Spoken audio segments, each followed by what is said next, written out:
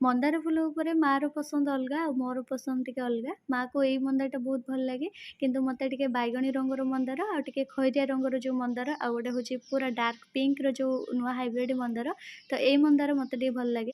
ମାଆକୁ ଏଇ ମନ୍ଦାରଟା ଅଧିକା କ'ଣ ପାଇଁ ଭଲ ଲାଗେ କହିଲେ? ଏ ଗଛରେ ସବୁବେଳେ ଅତ୍ୟଧିକ ମାତ୍ରାରେ ଫୁଲ ଫୁଟିଥାଏ। ଯାହାକି ତାଙ୍କର ଠାକୁର ପୂଜା ପାଇଁ ପୁରା ମେକଅପ୍ କରିଦିଏ। ଆଉ ଏଇଟା ହଉଛି ଠାକୁର ଘରକୁ ପୁରା ପୁରିଲା ଲାଗେ ଏଇ ଫୁଲଟା ଏତେ ଅଧିକ ମାତ୍ରାରେ ଫୁଟେ। ସେଥିପାଇଁ ମାଆକୁ ବହୁତ ଭଲ ଲାଗେ।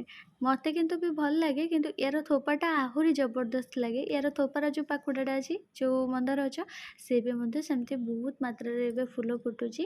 ବୋଧହୁଏ ମୋର ଗାର୍ଡେନିଂ ଭିଡ଼ିଓରେ ଆପଣ ତ ଆଜି ୟାର ମାଆ କହିଲେ ଆଉ ଗୋଟେ ଡାଳ କାଟିକି ଚାରା ବନେଇବା ପାଇଁ, ଯାହାକି ମୋର ଛାତ ଉପରେ ରଖିପାରିବି। ଆଉ ଛାତ ଉପରେ ୟାର ଖରା ଅତ୍ୟଧିକ ପଡ଼ିଲେ ନା ଏ ଗଛ ଆହୁରି ଅଧିକା ଫୁଲ ଦେବ।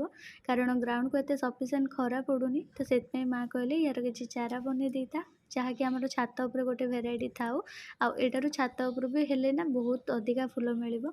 ତ ଯେହେତୁ ହଉଛି ଗ୍ରୋ ବ୍ୟାଗ୍ରେ ଛୋଟ ଛୋଟ କଣ୍ଟେନରରେ ମନ୍ଦାର ଗଛ ବହୁତ ବଢ଼ିଆ ସେ ଲାଗିଯାଉଛି, ଭାବିଲି ଏଥିରୁ ବି ମଧ୍ୟ ଗୋଟେ କଲେକ୍ସନ୍ ଲଗେଇଦେବି। ତ ସେଥିପାଇଁକା ଡାଳ କାଟିଦେଲି। ପ୍ରଥମେ ମୁଁ ହଉଛି ଡାଳ ଦେଖୁଥିଲି କୋଉଥିରେ କଢ଼ ନାହିଁ, ତ ସେମିତିକା ଡାଳ ବାଛୁଥିଲି। ତ ତା ଦେହରୁ କିନ୍ତୁ ସବୁଥିରେ ମାନେ ଯେତିକି ନୂଆ ନୂଆ କୁଆଁ ବାହାରିଛି ନା, ସବୁଥିରେ କଢ଼ ଥିଲା।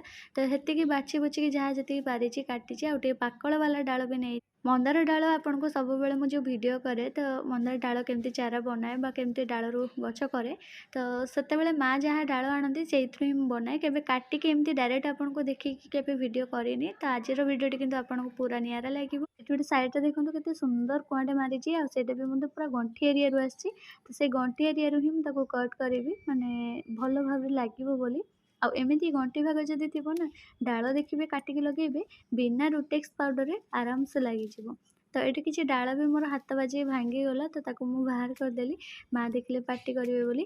ତାପରେ ତା ଦେହରୁ କିଛି ପ୍ରଥମେ ଛୋଟ ଛୋଟ ଡାଳ କାଟିଦେଲି, ଯେମିତି ଚାରା ବନେଇ ପାରିବି। ଆଉ ଏମିତି ମୋଟା ଡାଳ ହେଲେ ବି ଆହୁରି ବଢ଼ିଆ ସେ ଲାଗିଯିବ। ଇଏ ବି ମଧ୍ୟ ଲାଗିଯାଇଥାଏ। ଗଣ୍ଠି ଏରିଆ ଦେଖିକି ବାସ୍ ନେବାକୁ ପଡ଼ିଥାଏ ଡାଳ ଗୁଡ଼ାକ, ନହେଲେ ଛୋଟ ହେଇଥାଉ, ସରୁ ହେଇଥାଉ, ବଡ଼ ହେଇଥାଉ, ଯାହା ବି ହେଇଥାଉ ଲାଗିଯିବ। ତ ଏତିକି ଡାଳ ମୁଁ ପୁରା କଲେକ୍ଟ କରିଦେଲି। ମାଆ କହିଥିଲେ ଗୋଟେ ଡାଳ ଲଗେଇବା ପାଇଁ, ମୁଁ ଦେଖନ୍ତୁ 8ରୁ 10ଟା ଚାରା ବନେଇବା ପାଇଁ ନେଇଗଲିଣି ଲୋଭରେ। ତ ତାକୁ ଏବେ ମୁଁ ଧୋଇଦେବି, କାହିଁକିନା ମାଟି କାଦୁଅ ହେଇଗଲା।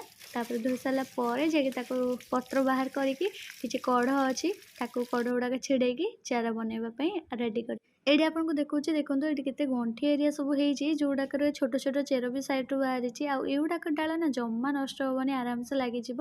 ଆଉ ଖୁବ୍ ଜଲ୍ଦି ମାନେ ଖୁବ୍ ଶୀଘ୍ର ସେଇଟା ଫୁଲ ବି ମଧ୍ୟ ଦେବ।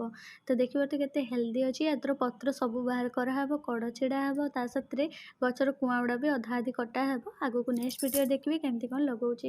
ଆଜିର ଭିଡ଼ିଓଟି ଭଲ ଲାଗିଥିଲେ ସାଙ୍ଗମାନେ ଗୋଟେ ଲାଇକ୍ କରିଦେବେ। ଏମିତି ଚ୍ୟାନେଲ୍ ସହିତ ଯୋଡ଼ିକି ଥାନ୍ତୁ।